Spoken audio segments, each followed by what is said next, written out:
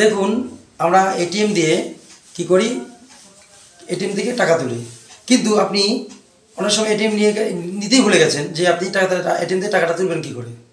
আজকে আপনাদের সেই প্রসেসটা দেখিয়ে দেবো, এটিএম ছাড়া এটিএম থেকে কীভাবে টাকা তোলা যায়।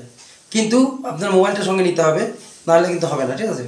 চলুন আমরা কীভাবে এটা তোলা যায় আপনাদের দেখিয়ে দিই। প্রথমে আমরা একটা এটিএমে চলে যাবো। দেখুন এটিএমের পাশে লেখা আছে ইউপিআই। এই ইউপিআই আমরা ক্লিক করব। ক্লিক করার পরে আপনারা দেখুন চলে আসলো। এবার ইউপিআই পেমেন্ট লেখা আছে দেখুন। হ্যাঁ, এবার এখান থেকে আপনার যা অ্যামাউন্ট নেবেন, তাহলে আমি 1200 টাকা লিখলাম, সেই অ্যামাউন্টটা নিলাম। তারপরে আপনি যেরকম ফোনপেতে টাকা পয়সা দেন যেমন দোকানদারকে, সেরকম ঠিক স্ক্যানার একটা আসবে, সেই স্ক্যানারে আপনি স্ক্যান করবেন। দেখুন স্ক্যান হয়ে গেল।